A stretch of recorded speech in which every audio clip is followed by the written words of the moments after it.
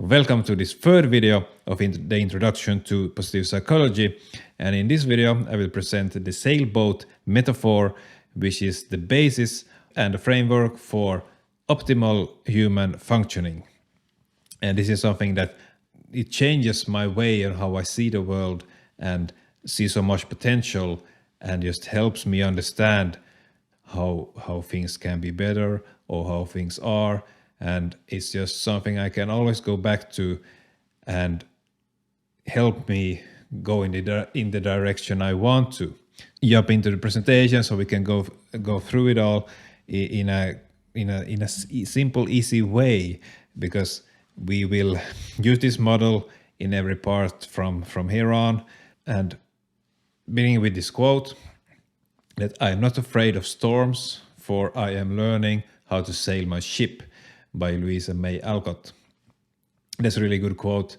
It means that life is learned by going out there in reality.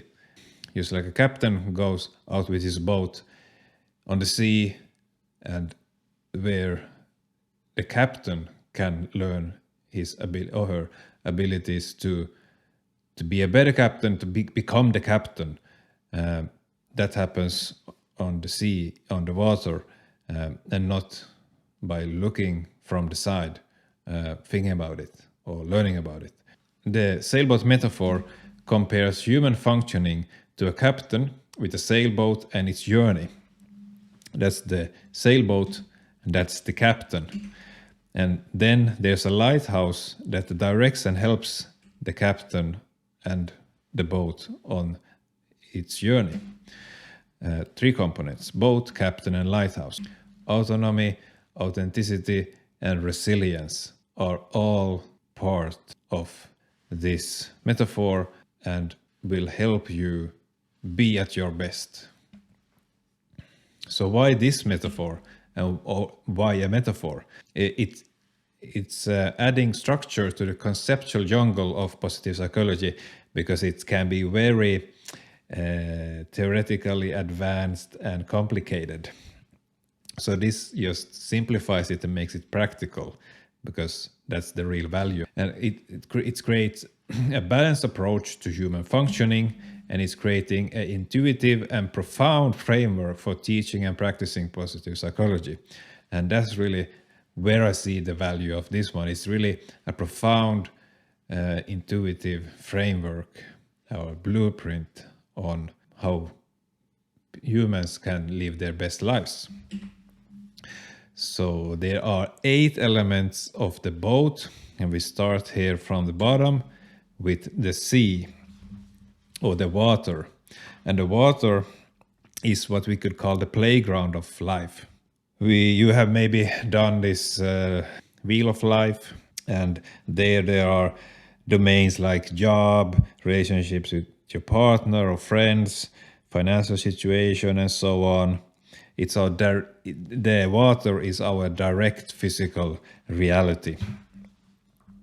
Then the compass is our emotions. Some people believe that the emotions should be something else. The compass, maybe the values should be our compass. But in this model, emotions is the compass. And that's because our emotions helps us for our direction in life. We don't have to follow our emotions, show us where we're going, and they give us information. And that's the idea of the compass in this model. And included in this are both positive and negative emotions. But not only that, there's also bodily sensations and intuition. They serve as a tool for navigating and orienting. And also the negative experiences are really important, because we have to be present to these experiences also, because they reveal information that may assist us in going in another direction. Then the steering wheel, that's our personal values. Just like the steering wheel determines where the boat will go, personal values determine how we want to live our life. And values are really, really important. They are like the bigger goal, the meaning that we have in life, is not so much our daily goals and like that. Values helps us in every day, of course, but then the daily actions are more like closer goals, and values are something that you cannot achieve. You can live your value every day and the values you have, but you cannot achieve them. You are not done with them. So you can achieve goals, and your goals should be aligned with your values. Values can be both adaptive and maladaptive. And it's often when a person has some kind of problems or challenges that there's a misalignment with the values, that those maladaptive values have taken over, and the boat is going in the wrong direction. For example, a person that has really strong fear and is really trying to control this fear, has like too much focus on the steering wheel and really trying to keep the boat going in that direction. That is too much use of your values, controlling something that you can't control, because fear is not handled the best way with control and trying to get rid of it. Then we go to the leaks. Leaks are the weaknesses that we have. It's a personal characteristic that reduces well-being. At a physical level, the individual may experience pain, hunger, fatigue that reduce well-being, and also at the cognitive level, you can experience, for instance, worry, self-blame, and grief or sadness. And these are like the internal problems of the boat. So you own these personally. You have responsibility for them. And in this model, events like loss of employment or a family member, which is a part of life, they are represented by external stressors, bad weather in the model, which is the number 6 here, like 2 forward. That's represented by them. The personal weaknesses are things that are we own, that's coming from us.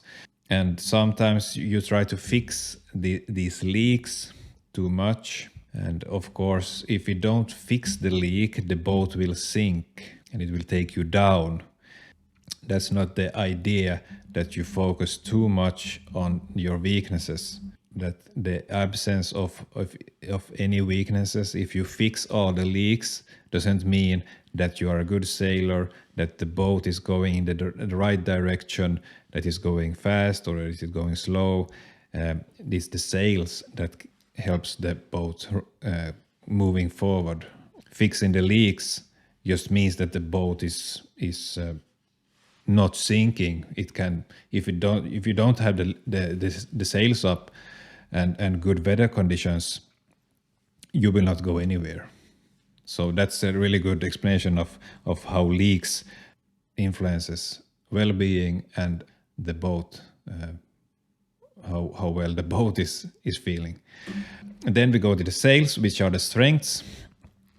These are helping you facilitate valued living and achievement and increasing personal well-being, that you can reach your goals. These are traits that are reflected in your thoughts, feelings, and behaviors, and they energize and make you be in a authentic way. So strengths are really powerful and useful for optimal functioning and develop yourself and your performance. And the person who's using his strengths feel energized and engaged, and the boat is sailing at full speed with the wind in its sails. And the next one is weather, and that's the external things that happen to you and the boat and the captain. There's nothing really you can do to control that, but you can make sure that you don't go into the worst storms. So you can plan ahead and see how the weather is changing. So sometimes it's sunny, sometimes it's windy, sometimes it's a storm. That's also part of life. Other boats, that's the relationships that we have. You are not alone in the sea of boats. There are also other boats there, and they have their own direction, their goals. There are small ones and bigger ones. You need to orient so that you can reach your destination, and so that you don't crash into them, and so you don't interfere with their journey. And sometimes these other boats will not like or accept that you are going in the direction you are going, and that's something you also need to deal with. So then it's important to remind ourselves about our values and our strengths, and also about our emotions, so that we can actually go in the direction we want, that we are not dependent on the other boats, that we have our own boat, and as the captain we are responsible of our own boat. Then the last one is the destination, which are the goals. People can reach their goals just like a boat can reach its harbor. It's a specific and concrete destination of the boat, and they also help building self-confidence and self-efficacy. So that's why they're really important. Then we have the captain here, and the captain is the master of the boat that interacts with the other elements and relates to the other elements, and it's a symbol of autonomy. You are the master of your boat, and you're the captain in your life. And there are 4 key elements of the captain. The first one is attention. The attention can be compared to a telescope. A telescope is a powerful instrument through which we can select, bring into focus, and magnify the stimuli we experience in our world. Our experiences are largely determined by the way in which we pay attention to ourselves and our surroundings. And attention is the ability of the captain to concentrate on a particular element of the boat, and the 2 constitutes of attention which are important here. The first one is the amount of attention paid by the captain to a certain element. For example, how much attention is devoted to the sails or the destination that we are going to, and what's the direction we are going in now, how is the steering wheel. The second one is the nature of attention given. How does the captain of the boat direct attention to the different elements of his boat? Like, is the attention rigid, or is it judgmental, or scattered, or is it more non-judgmental and focused singularly? So that's the 2 different type of attention which are important. The next one is thoughts. The thoughts of the captain represent cognitive processes that accompany interactions with the different parts of the boat. That can be like ability to cover the leak of the boat, thinking patterns that are present when using the sails of the boat. Although thoughts may to some degree reflect reality, they not always do, and they can distort the captain's ability to see things clearly. It's also important to remember that the thought in itself is not problematic, it's just how we handle it and how we understand our reality based on that. Yes. Then we go to motivation. Motivational orientation underlying the different elements of the boat. Why are the chosen destination of the boat important to the captain? And why are the leaks of the boat still not covered, for example? And by examining this motivational orientation of the captain regarding his sailboat, it provides insight into the boat's past, current, and future journey. And then we go into action. Action represents the direct way in which the captain interacts with the different elements of the boat. For example, how does the captain deal with the leaks on the boat? Is the captain able to cover the leak? Yeah. And when you look at yourself and your autonomy, the most important is your ability to do things that you want to do in your life and in your business, whatever you want to do, that you have autonomy to do all that.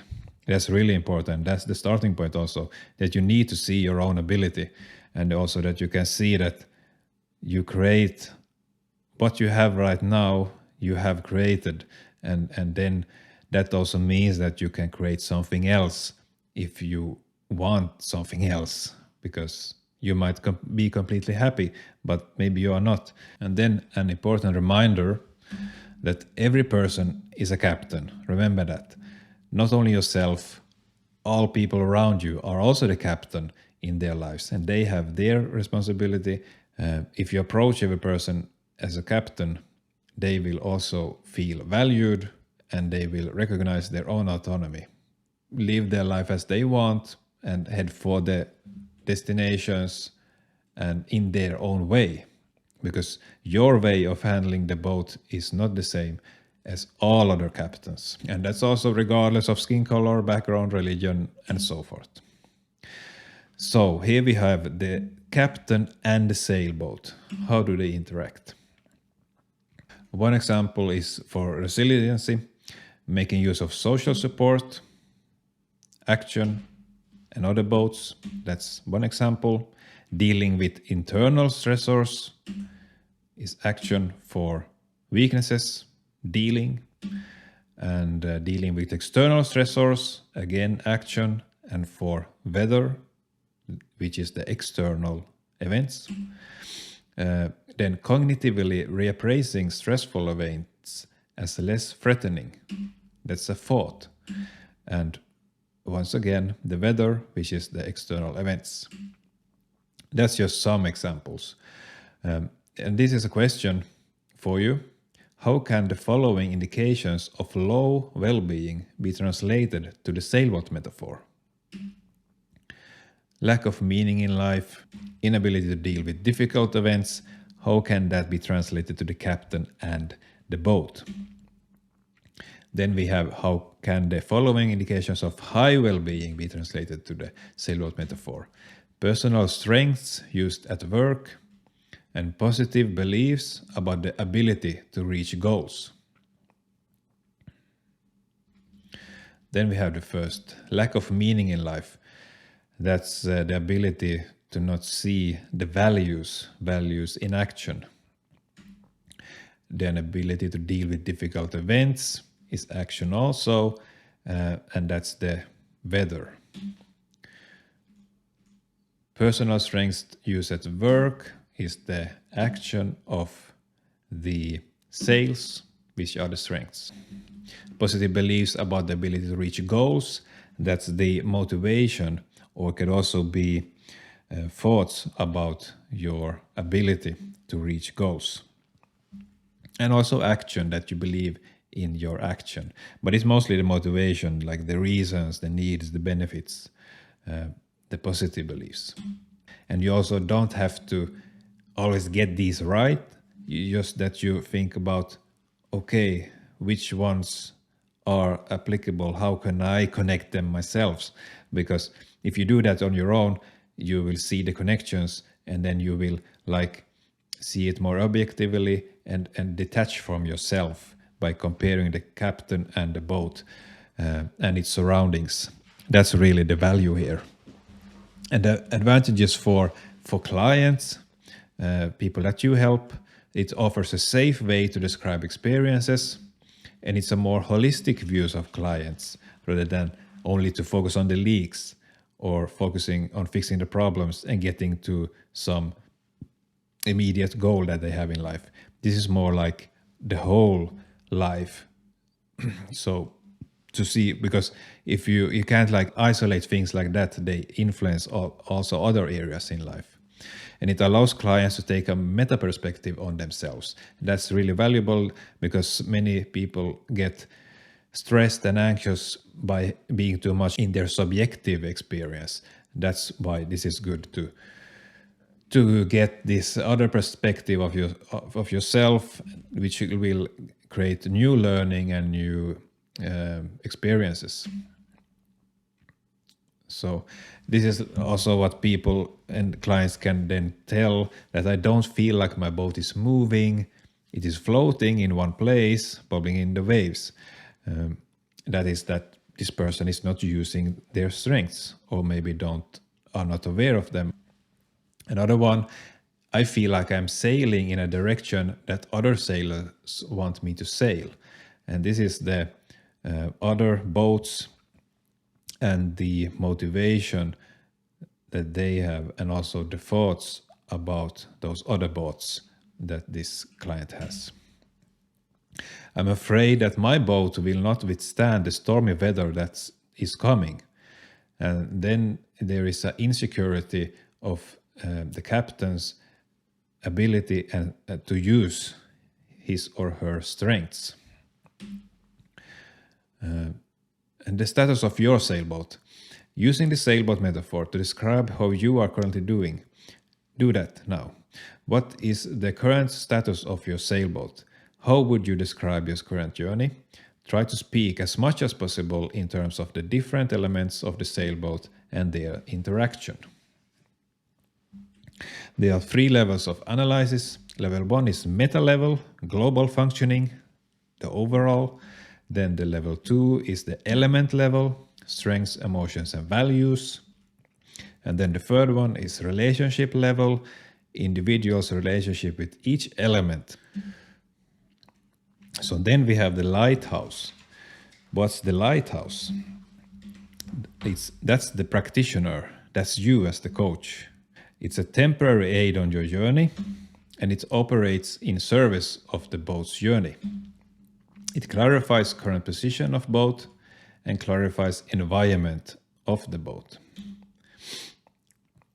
For example, it can act as a guide, showing the direction forward and actually taking the boat and the captain by hand, helping them go there. Because the boat is so in an emergency, there's such a big leak so that the boat can't sail forward anymore.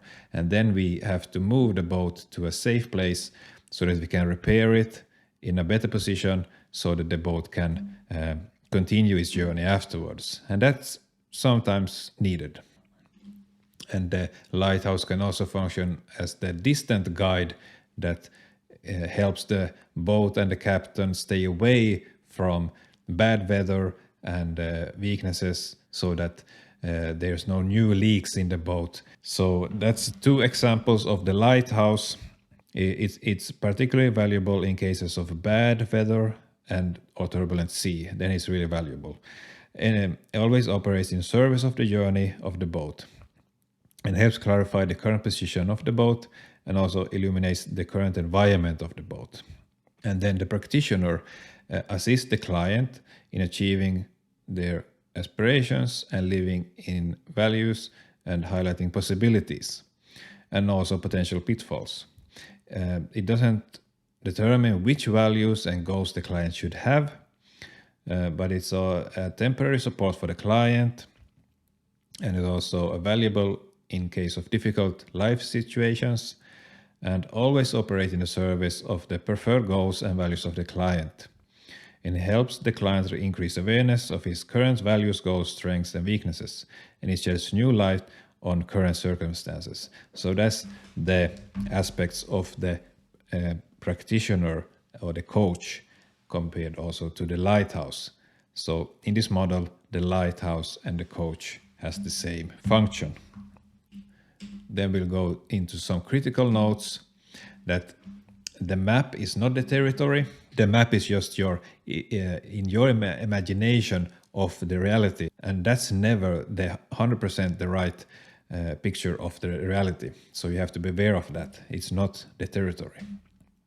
It's a model and not reality. And there's a reduction of endless complexity by having your own idea of reality. But of course, you need to follow the map and see what's actually happening in reality so that you can navigate in the real life. Because the map might be old and needs an update. And when you go into reality and on the sea, there has been some changes. And also the map doesn't say when there's going to be bad or good weather. You don't know, you don't see that on the map. So you have to be aware and be present. And also not the condition of the boat or on the sails or the leaks coming. Doesn't say anything about that. It's just said, gives like an approximate idea of where you should go and how you could get there. Yeah, and also every one of us has our own maps. Thank you for this lesson. I hope that you got some idea about the sailboat and how it can be applied in practice. If you have any questions and want to know more, you can reach out to me. But otherwise, thank you for your attention and see you in the next video. Bye.